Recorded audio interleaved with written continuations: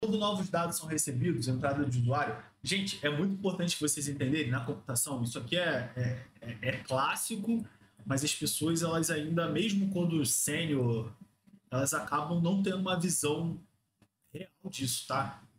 Na computação, tudo é input, entrada de dado e output, tá? E output. Output. E temos o process, o processamento. Tudo. Tudo eu preciso de uma entrada desse dado, um fluxo de entrada de dado, seja ele qual for. O que significa isso, Rodolfo? Entrada de um dado de um usuário. Se vocês escrevem aqui no chat agora, vocês estão dando um input. Vocês estão enviando uma informação que o chat vai processar, o servidor vai processar e eu vou ter esse output. Eu vou visualizar o output dessa informação. Se vocês colocam uma informação aqui no comentário e colocar processing, vocês vão colocar, brincadeira? Podem colocar aqui, ajudaria também. Mas se vocês colocarem aqui no comentário, vai ter o input de vocês, que é a entrada do dado que vocês estão colocando, o servidor do Google vai processar o YouTube e o output que eu vou ter, aqui eu coloquei até errado, né? Output. O output que eu vou ter é a saída do dado processado. Aí pode ser que eu estou visualizando alguma informação, que aí é o comentário, o seu comentário, por exemplo, né? Então, isso aqui é a vida que vocês vão sempre ter isso em mente, que é sempre uma entrada, um processamento e um output. Inteligência artificial, Rodolfo, mesmo conceito. Não muda, a computação precisa de um input para processar e ter um output. Não muda. Beleza? Então, aqui, basicamente, o que ele está falando é sobre quando esses dados têm a entrada do usuário, eles são gravados primeiro aqui. Peraí, vamos lá. Quando novos dados são recebidos, como a entrada do usuário, eles são gravados primeiro e cada fato é representado uma única vez, normalizado. Se houver discrepância com outro sistema, o valor do System Record é considerado correto. Ele está dizendo aqui, ó. Basicamente, ele está dizendo que o banco de dados MySQL, um banco de dados SQL, perdão, aí eu vou colocar qualquer um aqui, tá, gente? Eu vou colocar um MySQL só para ilustrar. Ele está dizendo que o MySQL, ó, vamos lá.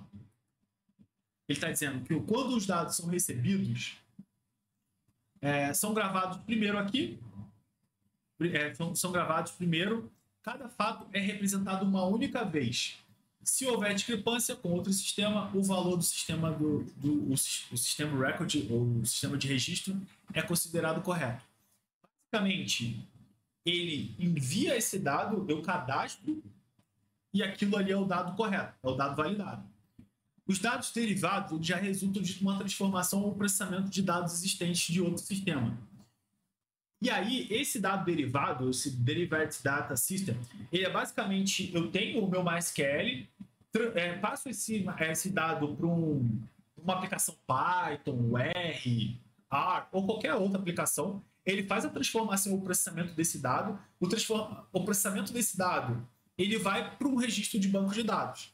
Então, aqui ele fala o seguinte, os dados derivados resultam da transformação ou processamento de dados existentes de um outro sistema.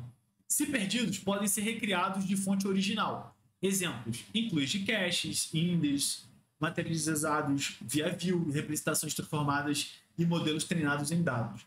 Aqui, basicamente, os dados derivados são dados que, se for um problema e ele morrer, eu consigo ainda consultar o MySQL, o meu cache, o meu search index ou qualquer informação nesse sentido.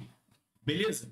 Eu espero que tenha ficado claro esse ponto. Porque, assim, basicamente a diferença de um para o outro é que um é o dado original e o outro é um dado derivado. É basicamente isso. É um dado derivado. Se eu cadastro uma informação no cache e eu desligo o meu computador, o meu servidor, acabou. Esse dado não existe mais. Por isso que você utilizar um cache como banco de dados, depende. Já vi relatos de system design que o banco de dados era um Redis, por exemplo. Só que esse banco de dados ele não salvava e não era um problema ele se perder, porque era um sistema stateless, beleza? Então era muito mais para esses dados serem mais rápido ali em termos de processamento dessas informações, tá bom? Sistemas analíticos geralmente são derivados e faz todo sentido eles serem derivados, porque um sistema analítico, lembra o que eu acabei de falar, eu tenho o OLTP, um sistema online Transaction Processing. Lembrem-se, esse tipo de sistema é o MySQL, um Postgres, que esse dado vai depois para o meu sistema OLAP, que é o meu Online Analytics Process, certo? Então, logo essa derivação de dado, então ele já é considerado sistema derivado, certo? De dados derivados. Pois eles consomem dados criados em outros lugares. Sistemas operacionais podem misturar System of Record e derivados de Data System. Os primeiros são bancos primários, onde os dados são gravados. Os segundos são os índices ou caches que aceleram consultas.